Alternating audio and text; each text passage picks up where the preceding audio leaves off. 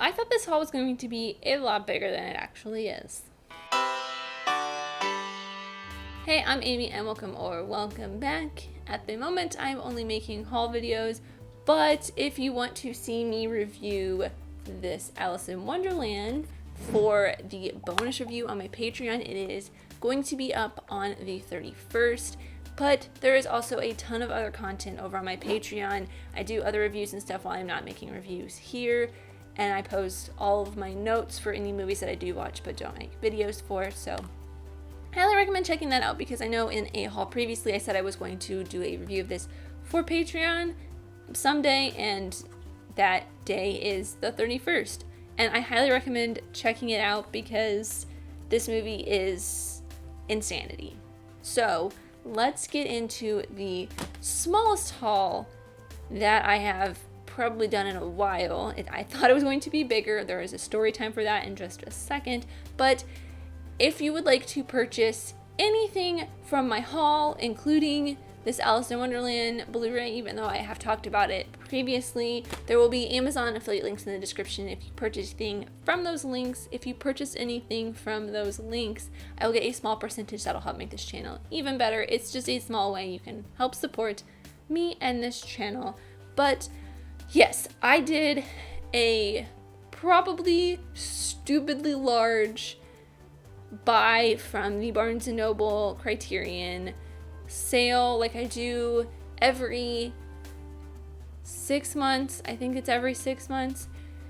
And I thought they would all be here by now, all of them but one that I ordered, and it's the only one that I did not order from Barnes & Noble. I ordered it from Criterion, but it's not going to be out until October, so that doesn't matter anyways. But I ordered 5 Blu-rays plus a trilogy box set that should have all been here by Friday, and as of recording this, they're not. Even, like, only 3 of them came in, and they came in on time. I even pay for a Barnes & Noble account so I can get free express shipping. And oh god, UPS held 2 of them in a center in Tennessee for almost a week and a half, and then I had placed another order later on, and that one showed up to that center 2 days after I'd ordered it, or a day after I'd ordered it. Yeah, it showed up to that holding center the day after I ordered it, so that meant everything should have probably been here by Wednesday. The tracking on the first 2 they weren't supposed to ship out until Monday anyways, because they were pre-orders. Actually, I don't know what I'm saying, but 2 of them were pre-orders. They were sitting in this detention center. No, they were sitting in this UPS center for a solid week before the one the trilogy box set that I had ordered showed up there, which I had ordered kind of last minute, but I was like, oh, it's express shipping. It'll get here by the time that I want to film this video. No, they're still not anywhere to be found. I'm very disappointed. So I guess those will all be in my August haul, along with the Midsummer Director's Cut that I had ordered that was supposed to also ship out on the 20th, but I emailed A24 and they said that there was just, a lot of orders, and it was kind of holding them from sending a lot.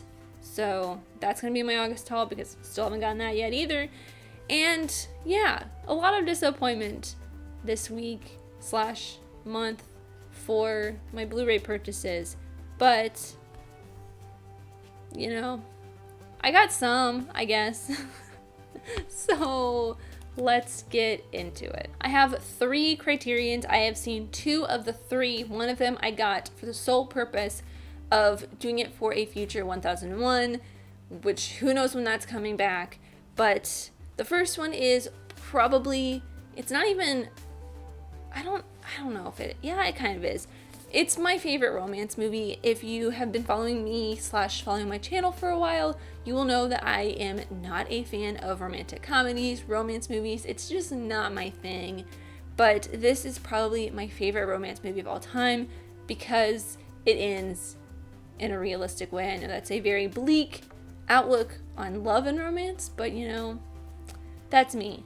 That is Breathless by Godard, and I love how colorful this packaging is too. Like, Breathless is filmed in black and white, and it is somewhat of a bleak film at the end of the day, but everything that happens in between is very beautiful and sweet, and I kind of like that it's represented by the colorful packaging.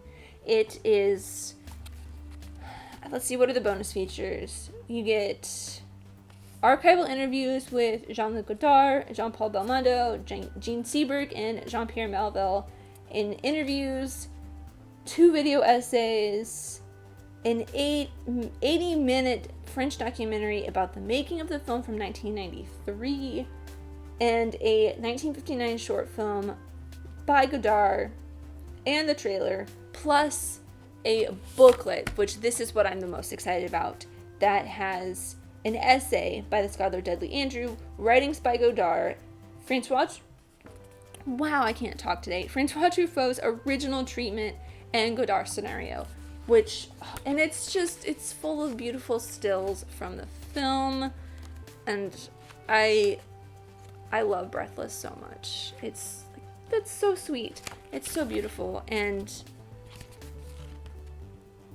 like behind the scenes photos as well, and the cover of the case has all of these beautiful images and stills from the film. The inside is like this, I think, yeah, and then the inside here.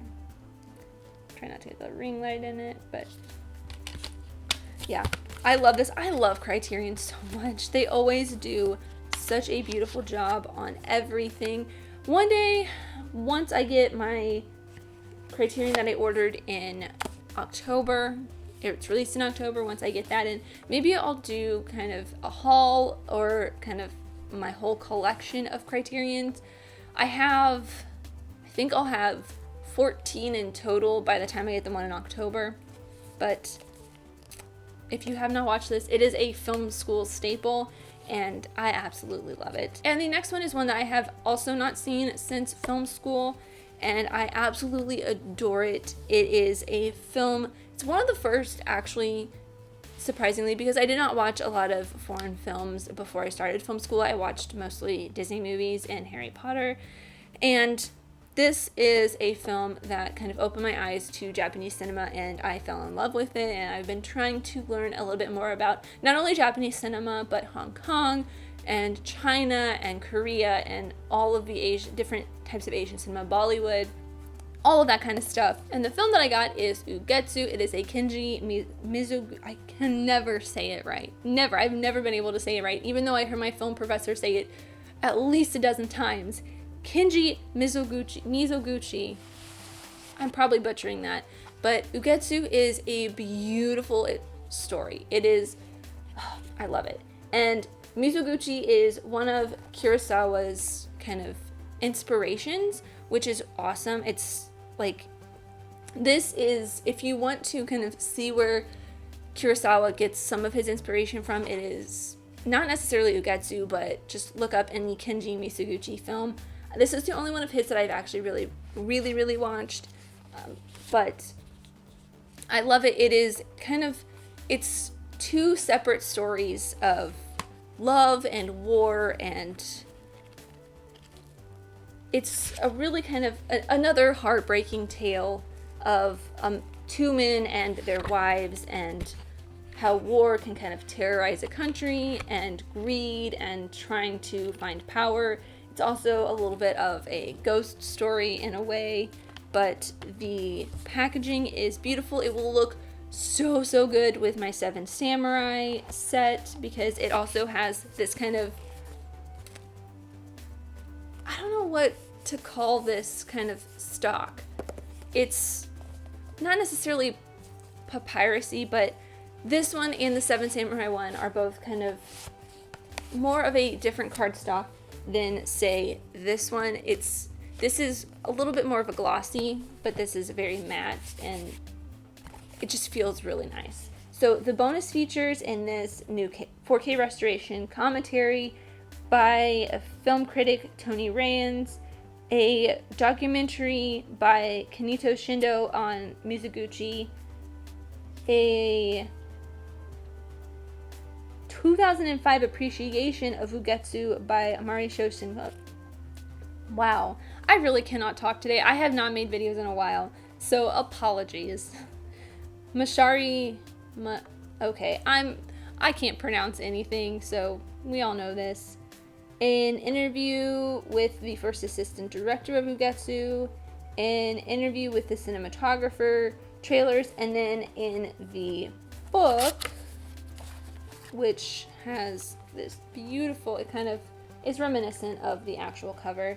It has an essay from film critic Philip Lopate and 3 short stories that inspired Mizoguchi to make this film. And like, oh, look at this. There's just some beautiful imagery in here. Well, that's not really an image, but yeah. This film is very haunting and beautiful, and I have not seen it since probably 2012 or 2013, I think, is when we watched it.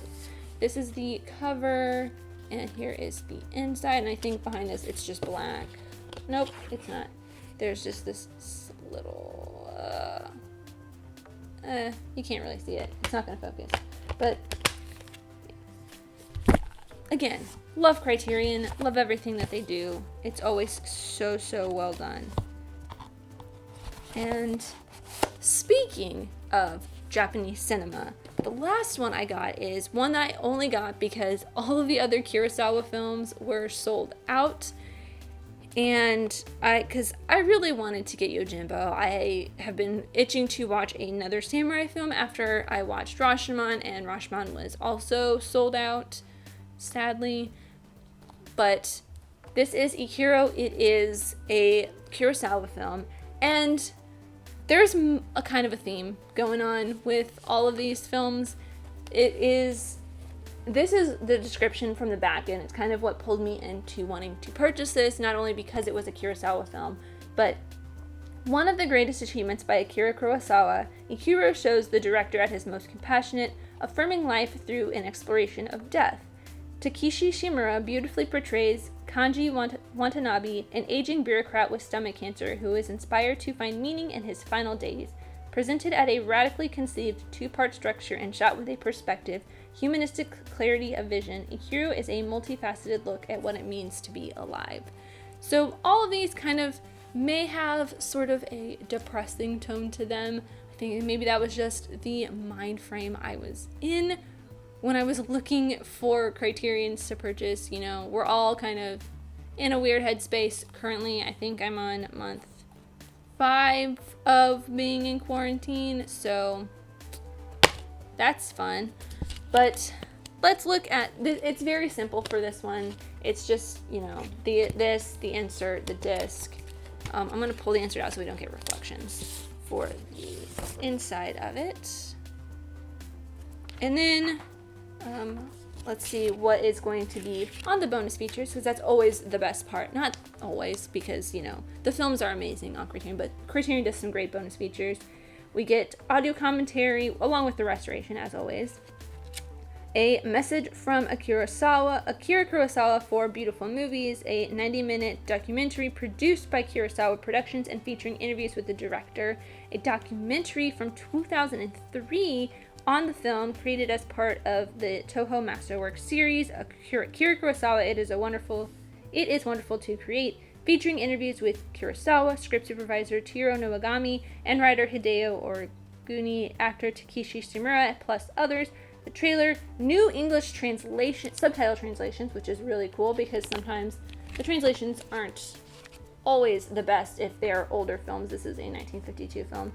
And in the booklet, an essay by critic and travel writer Pico Iyer, and a reprint from critic Donald Ritchie 1965 book, The Films of Akira Kurosawa, which that is a book that has been on my list to get.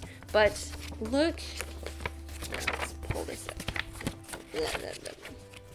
So those are really the only 2 images on here, but you get this, and then this is all of the credits and such, plus some more. But yeah, that is pretty much everything I got. There will be more in August. Hopefully I will get those soon. I will probably get them in the mail the day that this goes live. But if you guys, again, are interested in purchasing any of these, there will be links in the description for Amazon affiliate links.